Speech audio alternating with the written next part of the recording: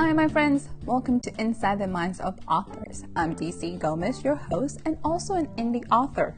I'm thrilled you're joining me today for another fun interview with a passionate author. We're going to kick off this show with an exciting reading, so let's get started. Hello, Inside the Minds of Authors podcast listeners. This is writer J.T. Morse, and I'll be opening today's episode with a couple of short pieces of mine on the theme of sisterhood. The first is Sisters of Stones, and it was published in 2018 by Spider Road Press in the bonus section of the historical fiction novel Companion of the Ash by Kate Spitzmiller. Sisters of the Stones. Come, men of Jaffa, collect your stones. The painted Jezebel will pay for her crimes. As Esau the elder drags me to the clearing by the well and flings me into the red dirt, every fiber of my being pleads. Don't let them see a hint of weakness. No tears, not a drop, Jocelyn. With a surge of strength, I rise to my feet and raise my gaze to meet those of my accusers. I know them. I've been with most of the townsmen standing before me intimately. That doesn't seem to matter in this moment. They begin gathering handfuls of grit, chunks of limestone, and jagged shale rock. The first stone hits me in the back of the head. I refuse to reach up and soothe the throbbing wound. My fists remain clenched at my sides as I pivot to seek out the hypocrite. Marcus? A mixture of sorrow, fear, and confusion reverberate in those dark coffee-colored pools, eyes I know so well. If I'd not been given to Samson to wed so young, Marcus would have paid my father's dowry. But he didn't return in time to stake his claim and save me. His stare now falls to the parched earth that he, I'm sure, wishes would swallow him whole. Why, Marcus? I know why.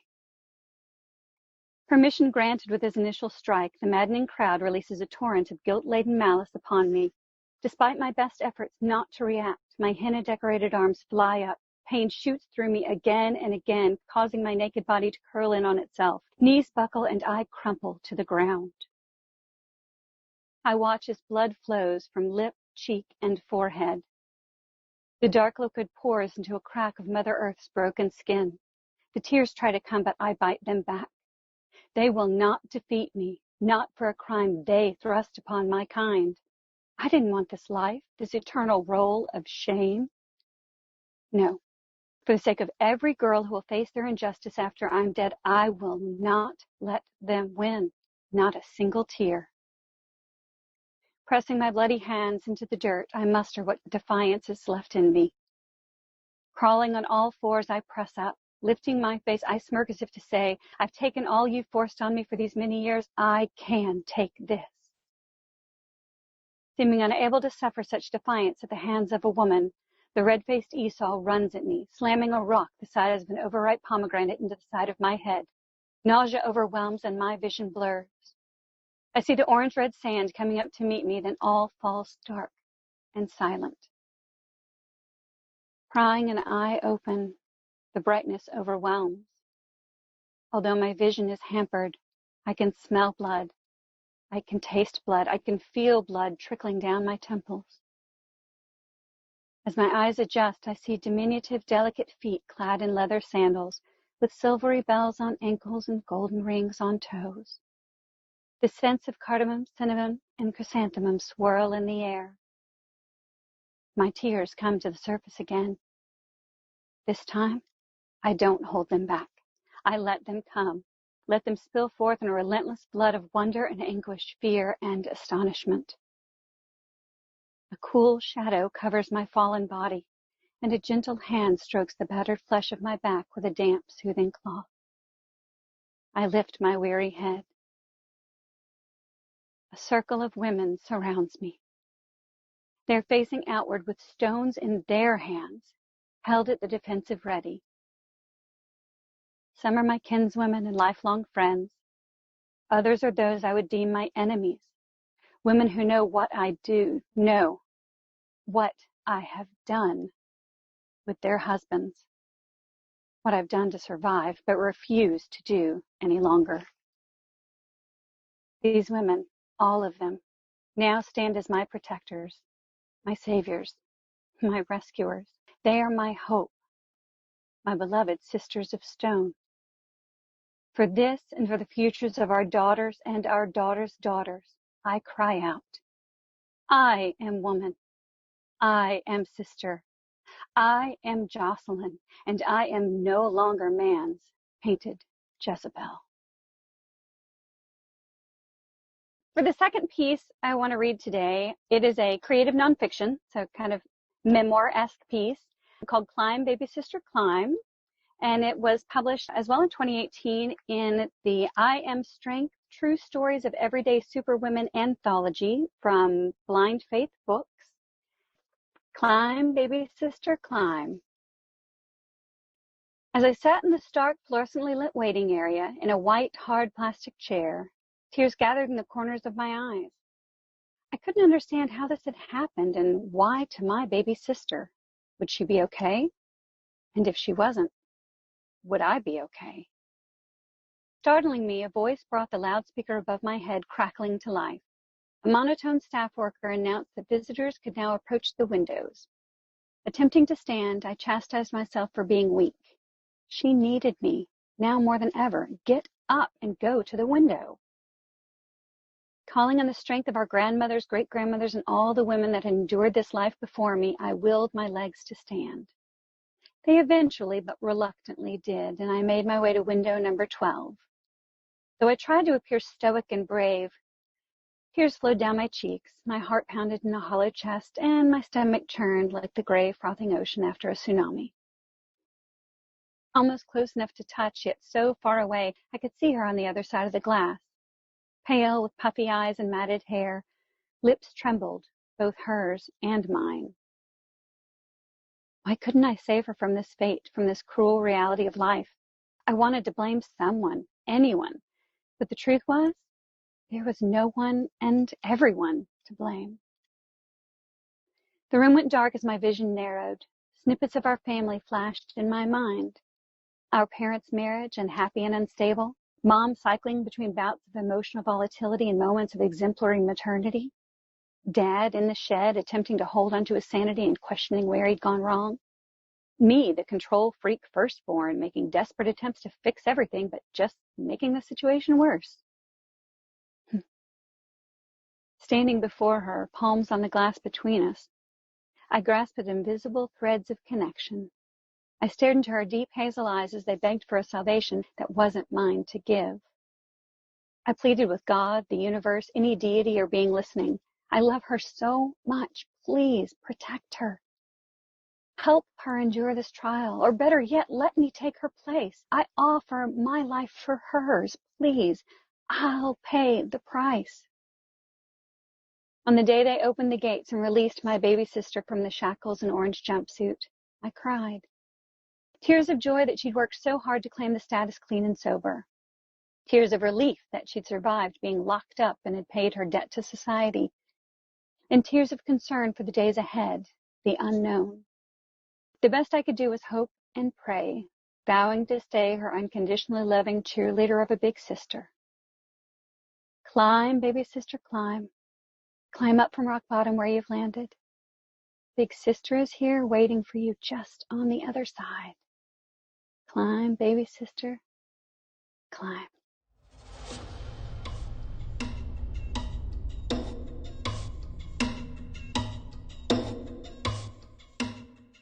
Hi, everyone, and welcome to another episode of Inside the Minds of Authors. We have the amazing JT Morse with us today, and those pieces were incredible. And everybody probably says, DC, you said this all the time, but it is such an amazing thrill to have authors with us and to actually have you guys reading. By the way, your voice is enchanting. You had the first one, you had me crying. I was like, why am I crying? What is going on here? what is this moment? So your voice, your words, everything connected, and is such a powerful piece. And the fact that you're talking about Jezebel, I have never saw the world through her eyes. That is amazing. Let's start with the beginning. Where did this come from? How did you come up with this story? What did you do? Just fill us in. You have me. What's going on? Okay, well, the first thing to know is I was an actress, singer, dancer, actress, theater work for 20 plus years before becoming a writer. character building and becoming characters is what I do. It's what I've been trained to do. And so I think that's definitely something I enjoy and have brought with me from my acting career to my writing career. And so my favorite parts of writing fiction is literally becoming the character. I mean, I want to be as much in their shoes, in their body, in their heart, in their mind as I can when I write as them. And so first person is my main love because assuming a character, it works best if you speak from then a position of I and first person. This particular piece came to me, I don't remember exactly when the idea sparked, but I was working for Spider Road Press as an editorial consultant and doing some work out of their office. It's a small boutique feminist press. And so it's very much focused on women's rights and on equality for women. And so I started thinking about the history of feminism and the history of women. Ended up landing in this time, biblical Roman, kind of time frame was as far back as my brain would kind of let me conceive. And so I got to thinking, okay, what would it be like to be a woman in that time? And even more than that, what would it be like to be a marginalized or disenfranchised woman, even more so than just the fact that she's a woman? Yeah, so then Jocelyn came to me, this painted Jezebel, this woman who, due to no fault of her own, due to marital circumstances and whatnot, she ends up kind of being forced into a life of prostitution in order to survive. And so that's kind of where she came from. And as I got to know her, we formed a just incredible bond. And then for literally months, I couldn't stop thinking about her and wanting to tell her story. That's kind of how Sisters of the Stones came about. It is such an interesting ending because for anybody who knows the history, especially if you'll go back to Old Testament, the crime for most women is stone and it's death. So to have such an interesting twist, the fact that she's looking at these women who I'm like, okay, I know you're my enemy, but you're still here. How did you decide for that ending? As much as I see the pain and the injustice in our world, I am still in my heart an eternal optimist. And it's all about hope and joy for me. And so I knew that she would find herself in this situation. In my mind, my options were she either needs to save herself or she needs to be saved. But if she's going to be saved, I want her to be saved by other women, by having these women of the community stand up for her, and step up to protect her. Is the likelihood that this kind of situation ever really happened in history possible? I mean, anything is possible, but it's very unlikely. I mean, in our world today, we see it. It's that scarcity mentality of, I need to get mine. And if they're competing with me, if there's another person, woman or not, compete, then, I can't help them, or I can't be in collusion or collaboration with them. For her, the answer was just instant for me to, the women of the community are going to step up and save her. That's the optimist in me said, no, needs to happen. So. Well, it's interesting because we were never going to know, because sometimes history is written by the winners. So if we live in those worlds where you have societal based on very gender or whatever that time frame, even the story, if it happened, you're not going to hear it. It's going to be washed down because we don't want to instigate that kind of mindset across the board, so we can't talk about it. Right. But to have a piece that is so powerful and is so short, to give you so much emotions from one side to the other, because you're going, oh wow, like didn't see that coming, because you're listening to her words and you're like, okay, what's happening? And when you finally realize, oh my God, you're getting stoned, it takes you to a whole different dimension. So I love what you created in the character. And yes, the actor in you comes out because you can see yourself in that point, and you brought it to life. I was like, yep, that comes very natural.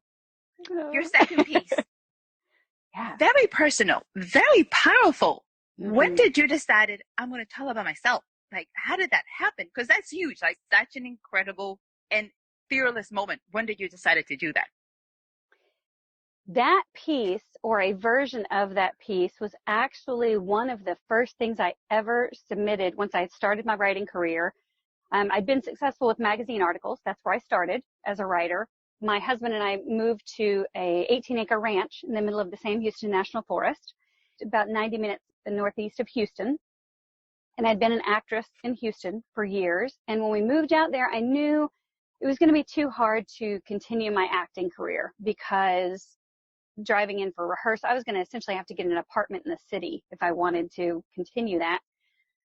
So I said, nope, I need a career shift. And what is a career that will still facilitate my creativity and use that creative muscle that I love and that is so important to me, but that I can do from anywhere? And so writing, my father was a journalist and newspaper editor for years. So writing has always kind of been in my blood and come naturally. And so I said, yeah, let's shift to writing. So I kicked off the career with magazine article writing. Why? Because they're short, they're quick, and they pay. So that was my criteria. Depending who you're writing for, there's definitely a harness or a halter or a constrictions on your creativity because you need to speak to that magazine's audience. It needs to be very tailored to that group of people that magazine is being read by. So I realized very quickly, okay, this is paying the bills. This is getting my writing work out there. This is building my writing, editing muscles, but it's not fulfilling me. It's not the creative work I want to do. And so I saw Wild Sound Festival had a literary track to it contest for creative nonfiction short pieces. I think the maximum was, 750 words or something like that. And so I said, okay, well, I'm going to write something. And my sister and I are very close, but it's taken us many, many years to get that way, mostly because we've had such divergent paths since childhood. And so she went through a phase in her life that she is okay for me to share with the world, and that she was a crystal meth producer and dealer and user. Due to that, landed herself in jail. So that time in my life, it was such a crazy time when I was living in Europe and dancing with dance companies and eating in cafes in Paris and doing all these amazing things. And my sister was sitting in a Kentucky prison. It's definitely one of those pivotal moments in my life that I draw on often, that it would draw on during my acting career very often for when I needed to go somewhere deep, where the deep hurt was, where that core wound was. That was definitely somewhere that I would draw from. So when I sat down to write a piece, that was kind of what came to mind. And I asked myself, can I put myself back in that place of going to see Jen at the jail for the first time? I'd really like to explore what that felt like for me and go back there. And so I did. So that's how Climb Baby Sister Climb came about. And I ended up winning that writing contest. Later, Blind Faith Books asked for a slightly tweaked version, but essentially the same, but slightly tweaked version of it for their I Am Strength Women's Anthology. That's kind of the history of that piece. I like how you bring everything together. Like your life has all these different paths and nothing is wasted. I think sometimes people assume that some experience we can't talk about, some things we can't share, some things is off limits. You bring this all together and you bring this amazing collaboration. Did you ever envision being able to do that? Not in the way that I have. I mean, I've always been I'm a very open book. I'm a very open person. I mean, of course I have my secrets like everybody does, but being in the creative arts, you're automatically assuming a level of vulnerability. For me, there's a little piece of me in every character I ever played on a stage. It kind of came naturally for me that the same would be true of my writing. Sometimes to the detriment of my writing. I had a magazine once an editor asked me to write a piece about porches. And I said, oh, okay, great. I'm going to write this piece about porches. And so I wrote this incredible piece about the porch being the soul of the house. It is the open arms where all of the people of the community come together and where old men play chess and little children swing and grandma does her snap peas. And it was very heartfelt. And the note back from the editor said, Jody, I really wanted you to talk about if you should use clay pots versus painted pots or where to hang the flag on the porch.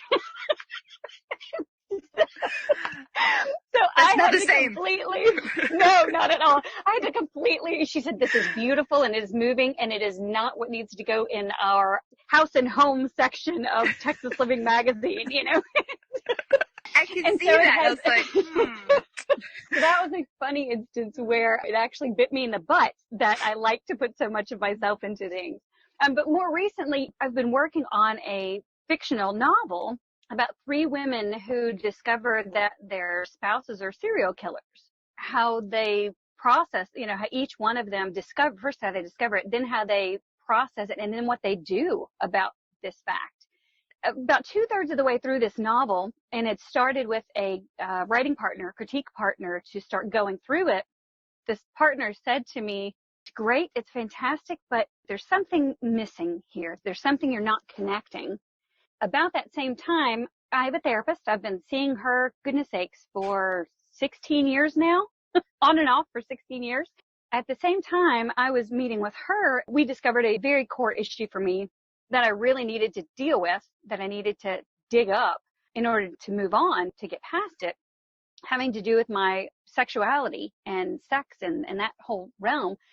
Pretty much this critique partner and I and my therapist, the three of us, kind of all decided you need to put the fiction aside for a minute and focus on more a memoir style book of telling your truth. Because if you don't, whether you publish it or not is regardless. But if you don't, then you're going to still be stuck because you can't get past that in order to tell the story of these three women, which had sexual issues and repercussions in it. And so that's what I did. So I put the novel aside and I started working on this memoir called Dalliances, in which I pretty much trace my sexual history from my first kiss at 6 years old all the way up. I'm on the last 5 or 6 chapters of that now. It's definitely going to be a published. Which comes out first, the novel or the memoir? I don't know. I've been a fan of Elizabeth Gilbert for many, many years, and her path and mine tend to follow, and that she started in magazine writing. Then she did some short story work. Then she did a memoir, Eat, Pray, Love, that of course took off. And then she started writing her fictional long fiction novels. And so my gut instinct tells me I'm going to continue to follow her path, and this memoir is probably going to come out before anything, before my book-length fictional work does. But we'll see. I love your answers, and your background filters so well through your life. So the fact that you're doing a memoir, like, I love the idea, but I'll be terrified to do it. I'm like, yeah, I don't think I can do that. I don't think this little girl is ready for all that. So baby steps. So the fact that you're doing, I'm like, I so admire that. That is amazing. I think it comes from the first book I ever fell in love, the first book to ever move me to tears. I think I was 8 or 9 years old when at my grandmother's house, I found a copy of Angel Unaware by Dale Evans Rogers. When I go back and read it now, it has a lot of religion, but the crux of the story is that they had a daughter who died at the age of like 2. She had mental and physical disabilities when she was born. And in order to deal with the loss of her daughter, Dale wrote a book from her daughter's perspective as an angel who has gone back to heaven and is reporting to God about her family on earth. And it's a tiny little book. It's teeny tiny, and sometimes it can be hard to find, but I bawled and I read that book probably 3 times through within that first year of having discovered it at my grandmother's house. And so I think that's where the autofiction, fiction that's based on someone's real story, and memoir, personal essay, nonfiction really came to be for me. And so for my, reading as a young person, all I wanted were biographies, autobiographies, memoirs. That's all I read I didn't read, I read some fiction. Of course, I had to read some fiction for school and various things, but it wasn't my first love. My first love was real life stories. Tell me who you are and how you are and why you are. And so I think that stuck with me. So it just kind of makes sense that, yeah. You do it really well, and it comes across really well. So I can see that passion translating into your writing. Because, your climb, baby, climb, sister, that piece is so personal, and yet you could be anybody. The fact that anybody can connect and anybody can put themselves in their shoes works so well. I was like, yes, this is an art and a craft at the same time.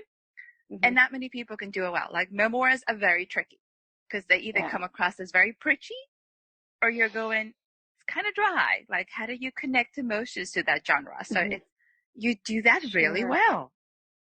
Thank you. Thank you. I think for me, you use the keyword connection. That is my word. In fact, I have a tattoo on my left wrist that says junctus, which junctus is Latin for adjoined or connected. That's my key to everything. The question I ask myself is this something that will connect me to myself, connect me to a higher power, connect me to other people, or is this something that's going to sever a connection? So if I say this, if I do this, if I write this, is it going to tear down walls or is it going to build bridges? What's going to happen here? And so I think that's pivotal for me as a writer.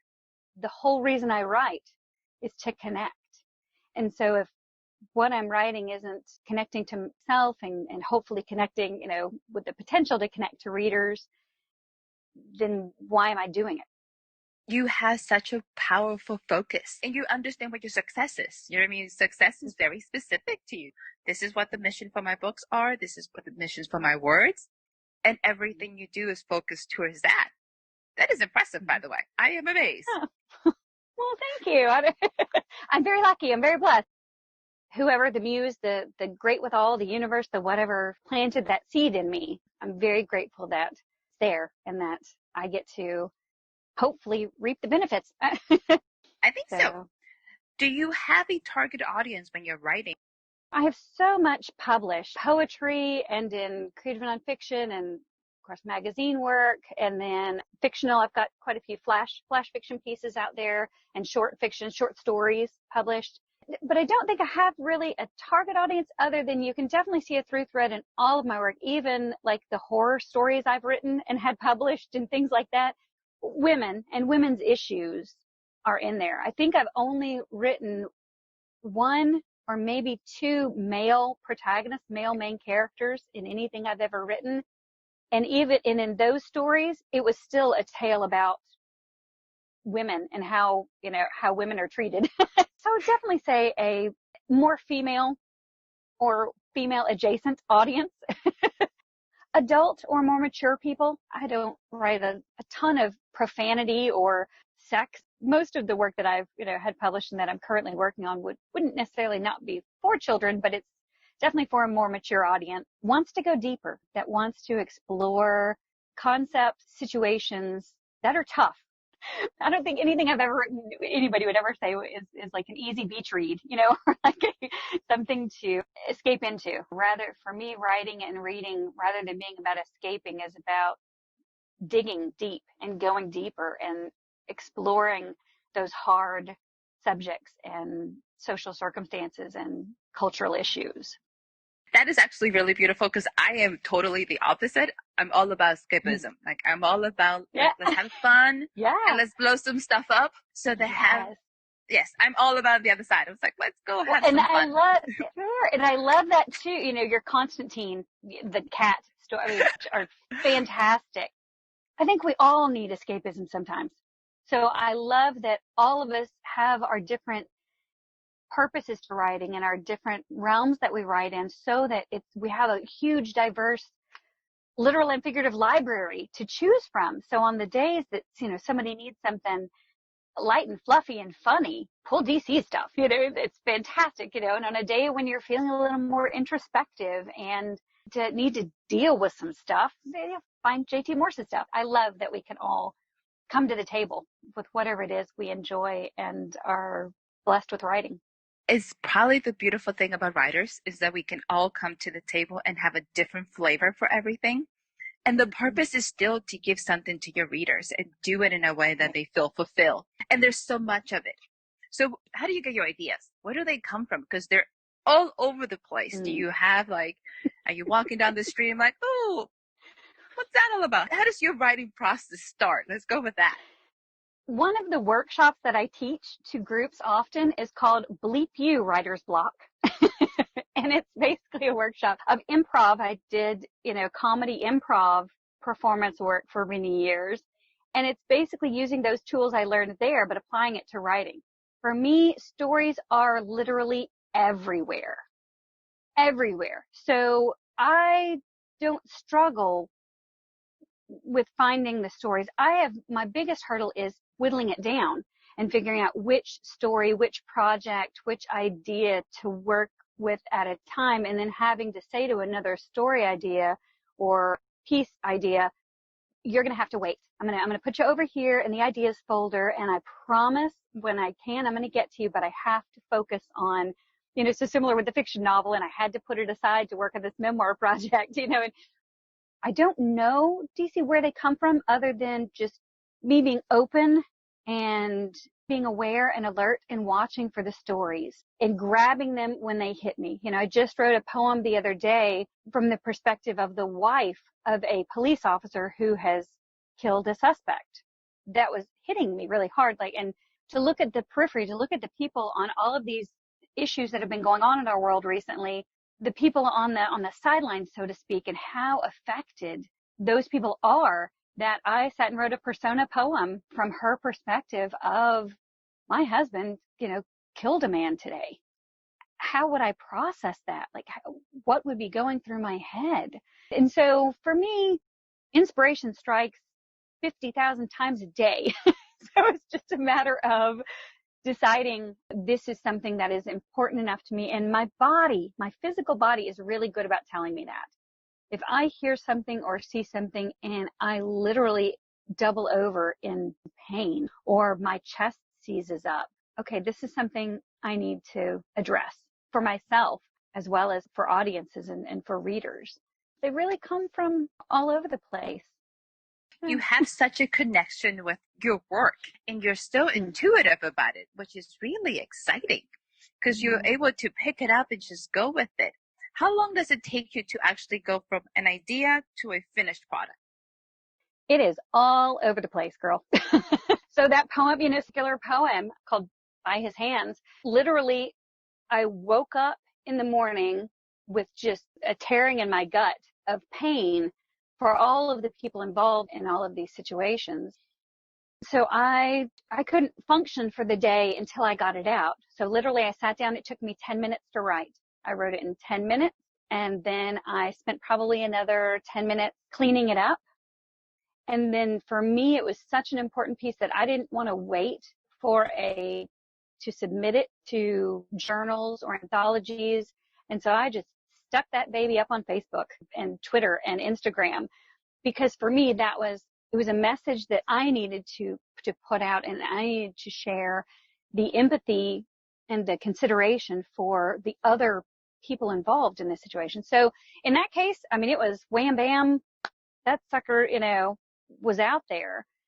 Other times, the novel, it's called Three Killers, Three Wives, and that one has taken me, I'd say I've been working on that one about 8 months, when I then put it aside to work on this memoir project. And I've been working on this memoir project now for hardcore for about 3 months now. Yeah, I think it's kind of all over the place. Climb, Baby Sister, Climb. The first iteration of it, again, was like 15 minutes for me to churn that baby out. And then some rewrites before it got submitted to the contest. And the piece for Companion of the Ash, Sisters of the Stones, that one percolated for longer. I needed to be with her for longer before I actually put her words down on the page. I needed to sit with her. So I probably percolated that one for, I don't know, maybe a month, and then actually started writing the words. And then it was finished and submitted to Spiderwood Press, I'd say about a month later. So maybe 2 months on that little piece. It's a 1,000-word piece, but it took me about 2 months on that one. So it all varies. Magazine articles I can churn out in 24 hours. Give me a day to get the research done and throw that article together, or go do that interview and get it on the page, and they're out. So yeah, so it's kind of all over the place for me. You have such a wealth of knowledge and you're so passionate, which is really exciting because you're going, oh wow, you have as much passion as a magazine article as you do for your own personal stuff, which is really fun to see. What advice would you give an up-and-coming writer? What would you tell them? Because you have knowledge from all different places. What would you say to them? What do you want to say? That's my question. In anything that I write, the questions that I consider are, what am I saying with this book, with this poem, with this character, with this sentence, with this word? What am I saying? And is that what I'm trying to say? Examine your motivation for what you're putting into the world.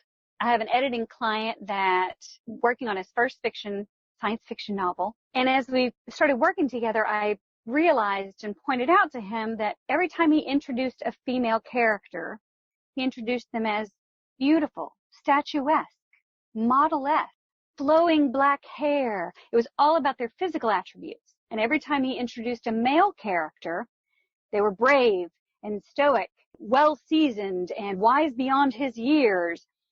And I said to this writer, do you realize what you're saying by describing these characters in this way? And he had no idea. He didn't realize the misogynistic, very machismo masculine message that he was putting out. And so, number one, I would say to writers, what are you trying to say? Is your work saying that? And then the second caveat to that would be always have a second set of eyes on your work before it goes anywhere. Even that short little piece about the cop's wife, I had a second set of eyes. I had somebody else look over it right quick, because oftentimes we're so, at least I get so connected to the piece that I miss things because I'm so focused on one idea or feeling that I miss a particular word maybe I've used that is sexist or is racist or is whatever, just because and it's not because I meant to be sexist or racist, it was just, I didn't notice it. And so having a second set of eyes to help you really get an unbiased look at what you're putting on the page and what you're putting into the world, I think is super important as well. Whether that's an editor, a critique partner, a beta reader, somebody else to give your piece and your work a second look just to make sure that what you're trying to say is what you're actually saying to the best of your ability. Every reader is different. Every reader is going to take a different message from what they read based on their own opinions and their own background. But to the best of your ability, are you saying what you mean to say?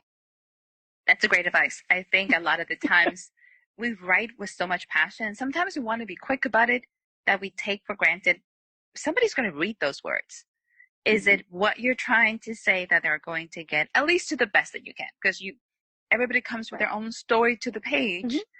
Once they pick up the book, it's going to be their story, regardless of what you're trying to say. So, but at least you gave it the effort.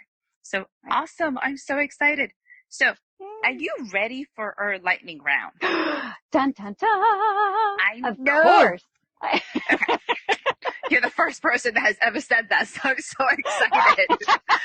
Nobody ever says that. They're like, oh God, what are we doing? So we got this. Short, sweet, first thing that comes to your mind, the kind of fun. Okay. Let's go with it. So ready? Okay, let's go. Hiking or camping? Ooh, hiking. Okay. I live in a national forest and I hike with the dog, typically 3 miles almost every day. So. Coke or Pepsi? Neither. I don't do carbonated beverages. Okay. Back in the days when I did drink soda, Coke would have been preferred to Pepsi, but now neither. What is your drink of choice? Tea. I'm a tea girl. Water. Yeah, those are predominantly hot tea, cold tea, water, pretty much what I exist on. That works. Smoothies. I make myself lots of smoothies. fruit and veggie smoothies. Sounds about my life. You just described my drinking status. I was like, yeah, that's about right. Now we're going to go for a little tricky one. So let's see what we do here. If you could pick any animated character that could fit your personality, what would you pick? Do you remember is it Disney or Pixar? I think it was Disney movie Brave. So Queen Eleanor is the mom in that movie. I relate to her so much because she's trying to balance feminism and giving her daughter the freedom to be the woman she wants to be, and her patriarchal husband who she loves dearly as well and knows is a product of his culture and his upbringing and knows he has a good heart. But she's the bridge between these two and doing her best to keep it all together. And she ends up in the movie being transformed by a witch, by a potion pie into a bear. And my family, my daughter calls me Mama Bear. That's our thing. And so she lives life as a bear for a little while, before becoming back into a woman. But Queen Eleanor from Brave. I know that's an obscure side character. She's not a main character, but she plays such a pivotal role in the lives of both her daughter and her husband and her community, and in getting her community to view women and women's roles in society in a different way. I'm so amazed and not surprised at the same time. I was like, if you would have picked any character, I was like, I can totally see that. I'm not even surprised you picked her. I was like, yeah, that actually fits. Yeah, plus I think it's Emma Thompson who does her voice, who I love dearly. Yes. So yeah, that helps too. Okay, so let's try this one. If you could have one superpower, what would it be?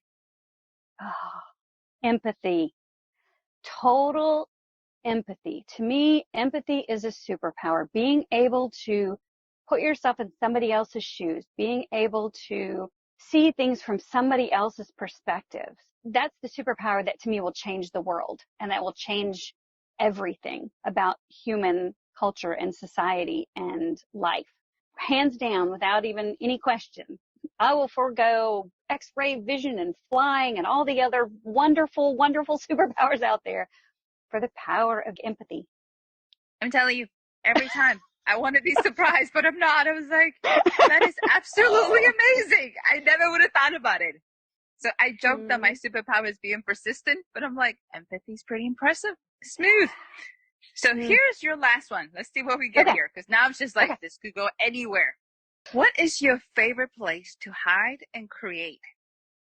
My garden balcony. So one of the things that sold me on this property when we bought it is there's this big, beautiful balcony off of the master bedroom. So we're in the national forest, so it's surrounded completely by pine trees. So you feel like you're in a tree house. And I took this just big, open, blank concrete and wrought iron balcony and turned it into a garden. It is full of vegetables and herbs and flowers and trees. My mission has always been I go to nurseries like Home Depot, Lowe's, whatnot, and go to their garden section. There will always be like a clearance where it's plants that are on the verge of dying. And so I'm a plant rescuer. And so I always buy up those dying plants and bring them home with me and nurse them back to life. And that is my sanctuary. That is my solace. That is the place when I don't care how hot it is. I've got big, beautiful umbrellas out there to create shade for both the plants and for myself. And it's so quiet. And I mean, there's birds and there's nature and whatnot, but there aren't a lot of people noises out there. And to go sit in all the smells with all the flowers and herbs and tomato plants are one of my favorite smells in the world. And those wafting over, it's where I meditate. It's where I get lost. And it's my favorite place to write as well, because it's just, I'm in a whole other world. I love it. I was like, I'm kind of jealous. I have a nice little porch. Granted, I'm still in East Texas. I was like, yeah, we're going to fry. And sometimes I do fry out there. Sometimes I get out there and I can sit out there for about 10 minutes and then I'm like, nope, okay, that was enough for today. So. Absolutely. So tell us, Madame, where can our listeners find you? Where are you available? Where can they get your works? Tell us about it. My website is JT Morse, MORSE, writer, WRITER.com. So jtmorsewriter.com. On social medias, on Instagram, Facebook, and Twitter, I am at JT Morse Writer. I try to keep it as simple as possible, just everything the same across the board. So sounds like a plan. Like it. Well, Madame, it has been such a pleasure to have you. I'm so excited we got to spend some time, got to talk to you. Has been a blast. Thank you so much for joining us. Anything you want to tell our listeners? Support DC Gomez and podcasts like this. I am a podcast junkie through and through. And so I'm always looking for podcasts that are quality, podcasts that are produced well and that flow well, just like a good book. They've got to have good pacing and good rhythm and good connection. And I feel like you're fantastic at that, DC. I feel like you welcome in your guests with open arms and you ask questions that are tough questions, but that also can be easy. You leave the door open for ease or depth. And so I really love that about you and about this podcast. And I just want to see it flourish and take off and listeners to subscribe. So thank Oh, you for what you're doing. thank you so much. It's probably one of my greatest joys. And every Mhm. time I finish an interview, I'm probably more inspired than anybody else because I'm like, it is such a gift to spend some time with amazing people that do passion and you guys do it so well and you love it. Mhm. You don't get Yep. to see that a lot. So I'm like, aw. So thank you. And to our listeners, thank you so much for joining us in another episode of Inside the Minds of Authors. Stay tuned for next week when we have another amazing author. Thank you, everyone.